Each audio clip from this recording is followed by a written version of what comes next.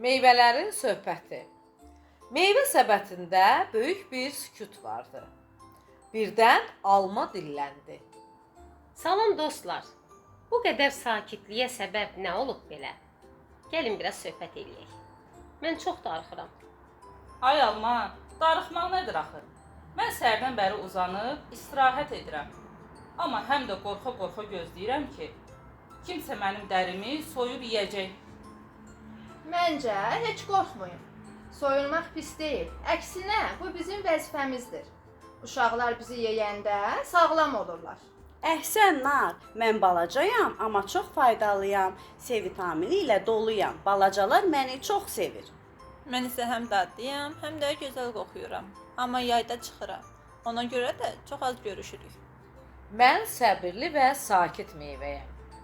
Hər zaman yumşaq olmağa çalışıram. Bəzən uşaqlar məni alma ilə səhv salırlar. Amma dadım tamam başqadır. Əgər xarici görünüşə baxsaq, mənim üstüm tüklüdür deyə məni az adam seçir. Amma dadımı bilsələr, vaz keçməzlər. Hamımız bir-birimizdən fərqliyik. Amma ortaq bir cəhətimiz var. Faydalıyıq və vitaminlərlə zənginik. Doğru dedin Nar.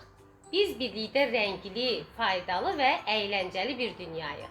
Mənim fikrimcə, hər gün bir meyvə yemək uşaqlar üçün super qəhrəman kimi güc verər. Gəlin qərar verək. Bu gündən etibarən hər meyvə bir vəzifə daşısın. Kim nə təklif edir? Mən immuniteti gücləndirəcəm. Mən enerji verəcəm. Mən ürəyi qoruyacağam. Mən qanı təmizləyəcəm.